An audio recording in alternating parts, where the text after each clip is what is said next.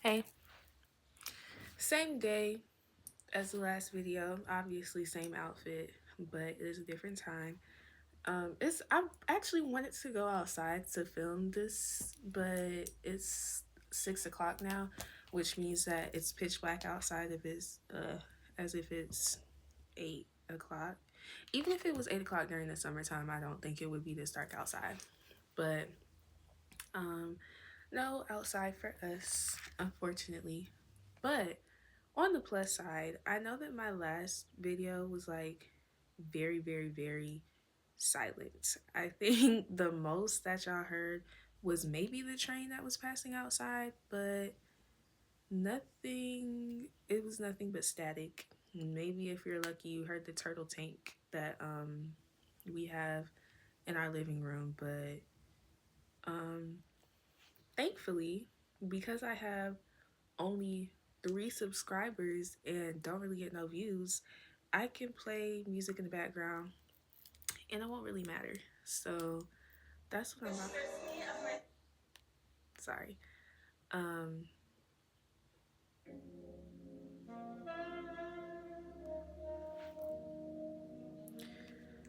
so give me 10 seconds while I figure. I don't have a remote. So this is how I have to do this. And my TV is way too loud. So just bear with me. I'm sorry. I'm wasting time. Y'all are about to leave me. I'm sorry. I'm sorry. But uh I just want it loud enough so you can hear it in the background instead of literally absolutely nothing, because then it makes my silences so much more awkward. So,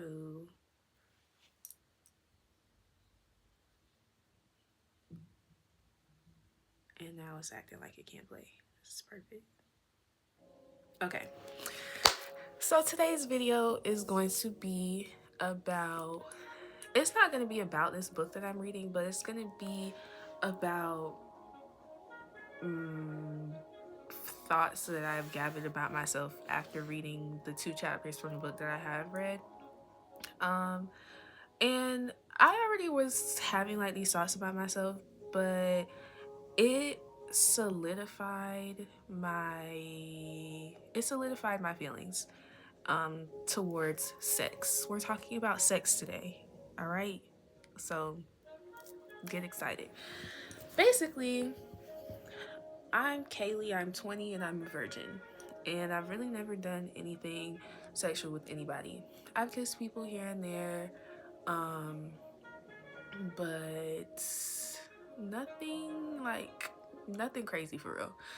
Um, and so each year I get older, I kind of feel more and more pressured to be having sex. I feel like bad about the fact that I'm not doing anything, and all my friends know that I don't do stuff. Like, I can't tell you how many times I hear, Kaylee, when are you gonna go get some play? Oh, you not tired of like having no bitches? Like, it's it's ex- it's exhausting to say the least. It's aggravating, is what it is. And I'm reading this book that one of my friends recommended to me, and it's called Compulsory Sexuality. And the whole point of the book, as far as I'm reading it, is explaining why our society is so obsessed with sex and just the ideas around it's about asexuality too, but it's about how obsessed with sex our culture is, okay? And I, when it comes to my sexuality, I don't really prefer to put like a label on it. I was calling myself, um, I'm not gonna tell y'all what I was calling myself because I heard that y'all judge the B in LGBTQ, so, but I don't call myself anything now. I thought I was asexual at one point. I still kind of do. I still kind of do think I'm asexual. From what I'm reading in this book, I think I'm asexual, but not asexual in the way that y'all are thinking, right? Because I am the type of person to not want to really do anything with anyone unless I like you, or I feel like I have some sort of a connection with you, or I can see you being like a valuable part of my life, and I really feel like there is a genuine like connection with you. I have to assess all of that before I even think about wanting to do anything with anyone.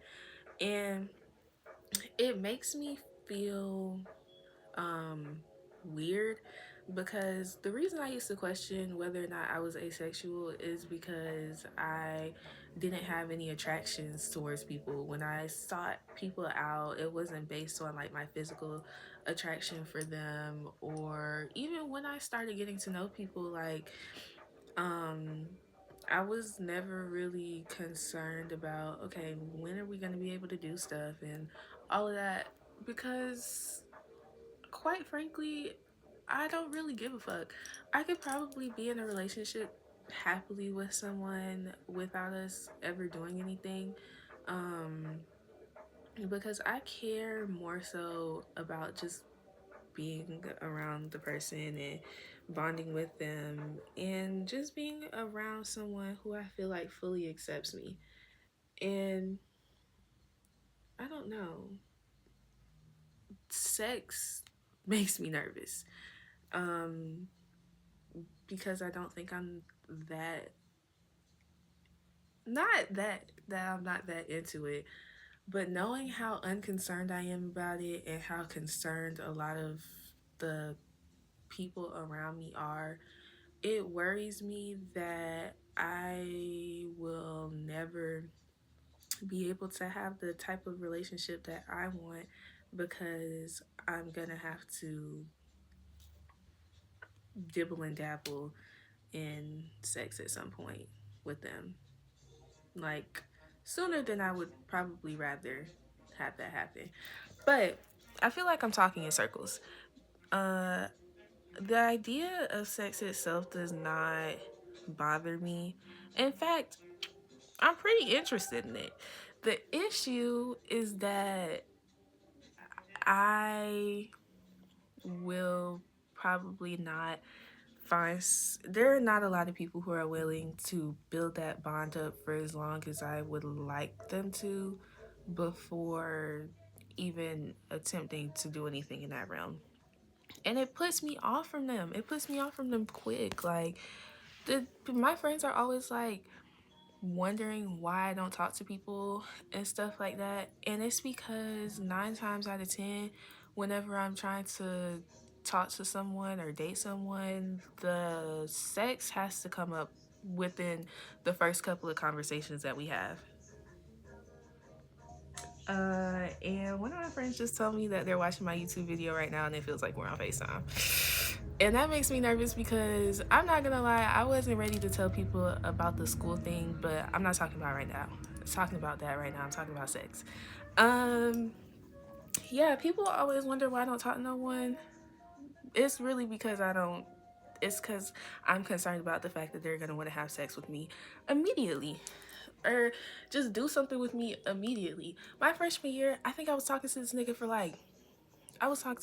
like 2 days, y'all, and I ended up like seeing him on campus a couple of days later, and I got his car and we was just chilling. I could feel him staring at me. Y'all know how you're chilling, like the whole movie thing where it's like you're watching a movie together, but you could just feel the person staring at you and you look over and they ready to kiss you. That's how I felt with him.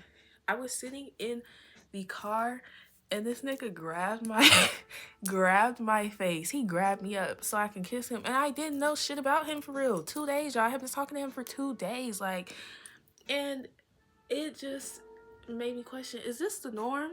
Is this what everybody does? Because I had the almost exact same incident happen to me when I was in high school. I invited this boy over to my house. I guess this was like my first link with a nigga. Like, I invited him over to my house, and we was just chilling on the bed. I think we were watching Naruto. Chill on the bed. I could just feel him staring at me. And I looked over and I said something, and I was hoping that when I turned my face back around, it was just gonna be cool and that was it. And I also, what's up with the grabbing the face? He grabbed my face and he was like, "Since you playing," and then he tried to kiss me, and I'm like, "Hey, no." So yeah, that like the obsession with feeling like you have automatically have the right to do something with someone because you're supposed to be talking to them is crazy to me, and it puts me off from dating, and it puts me off from talking to people, men specifically. um but yeah, I just kept wondering to myself if I was a weirdo because my libido just does not feel like it's as high as everyone else's. I don't get uncomfortable talking about sex, but I do feel like it is just over talked about, and it's obsessed. People, not it's obsessed. People are obsessed with it. um and this is not me judging anyone who like likes to have sex, because y'all do you, like, it's perfect, amazing, have at it. But you cannot you cannot expect everyone to be so sexually um interested and look at people who just don't really care for that stuff. To You can't look at them as weirdos. And that is why I'm enjoying this book so much so far, because it's making me not feel like a weirdo. um in the book, she was saying how I'm gonna go to my files actually, because I have a lot of stuff highlighted in it. uh Sharonda J. Brown, that's the author, by the way. Oh, okay. So she was saying how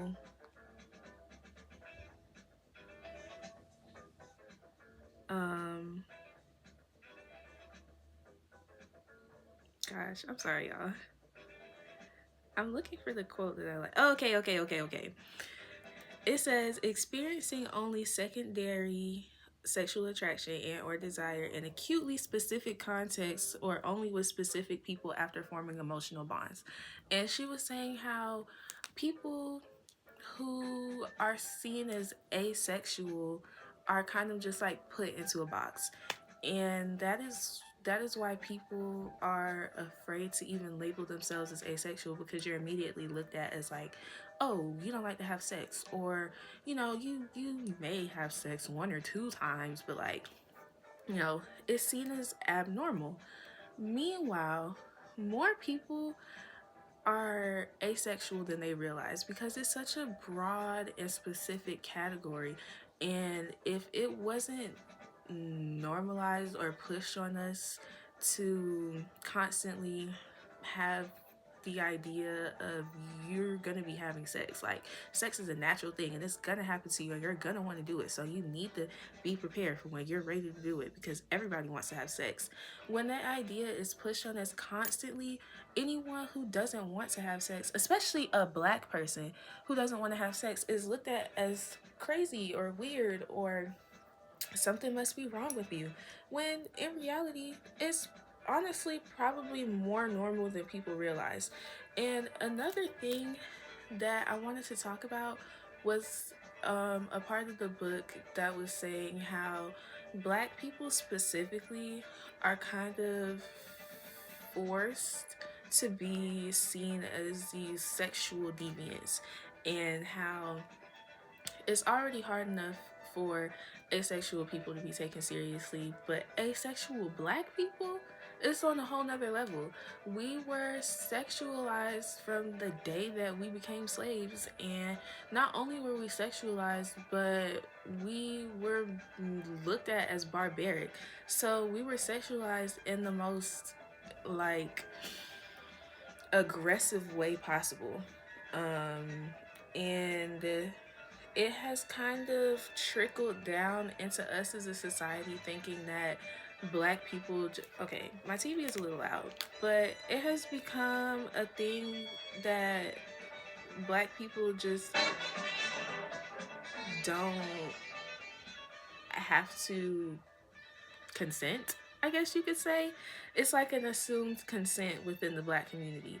I don't know if this happens to you guys, but I just gave you guys two examples of partially like assumed consent.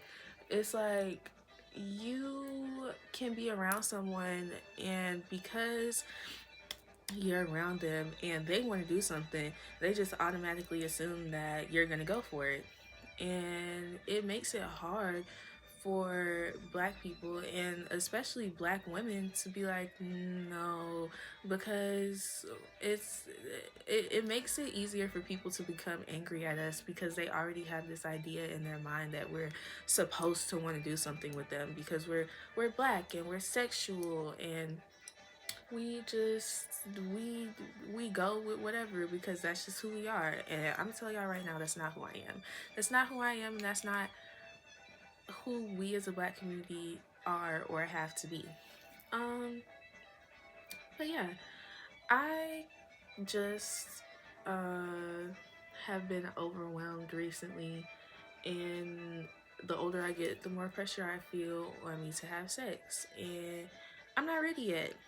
I'm not ready, and I'm not gonna be ready until I meet somebody that I can comfortably do that with or comfortably be myself with. I need to have that connection there. And there's nothing wrong with that.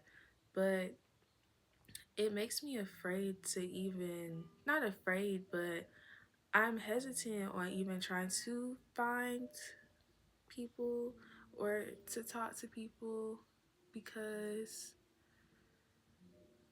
I know that 9 times out of 10, they're going to be ready to do something quick. And that's just not how I am. But yeah, blame this on the men, blame this on the white people, and you guys should definitely read this book. I want to read one more quote. Okay. Compulsory sexuality is the idea that sex is universally desired as a feature of human nature, that we're essentially obligated to participate in sex at some point in life, and that there is something fundamentally wrong with anyone who does not want to. Like I said, they literally push it on us. Oh, you're gonna have sex. You're gonna have sex. You're gonna have sex. Oh my gosh, are you having sex? I'm worried that when you start having sex, you're gonna get pregnant. Sex, sex, sex, sex, sex. It's always sex. It's always sex. Every time I start talking to someone new, oh, when y'all gonna do something? Oh, like I just, it frustrates me. Um, and it also kind of throws me off that people feel um this they feel obliged to like know when I start having sex, because this is what I want to talk about. Because I'm not actively participating in sexual acts, I'm seen as like innocent or naive or things of that nature, when in reality I'm not saying, like, I don't know, y'all. I don't know what I can say on here. Nobody's really watching me though. But like, I'm just gonna say I am not a prude, and I'm not um I don't have vanilla visions. I don't envision anything um innocent whenever I do think about, what it'll be like whenever I do start having sex. Like, just because I don't have it right now doesn't mean that I don't want to at some point in the future, but it also doesn't mean that because I want to at some point in the future that I'm fiending to do it right now. And I think that's where people get confused. Why do you think that because I'm not doing anything sexual that I'm like sad or miserable? Or if it's not me, it's like I'm choosing not to have sex. And in the book, she was saying how people who choose not to have sex, people always think that it's because they're asexual and they just absolutely don't have the desire to, or it's because B, they're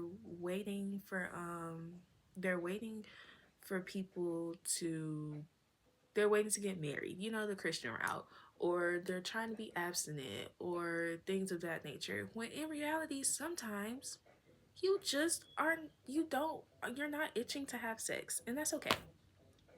And that's all I really wanted to talk about. Um, just frustrated that everybody is concerned about sex and my sexuality and when I'm gonna start having sex and start doing stuff with people and getting play and da da da da. But yeah. Oh, perfect time to end it because my dad is calling me. So talk to y'all later. Bye. I love you.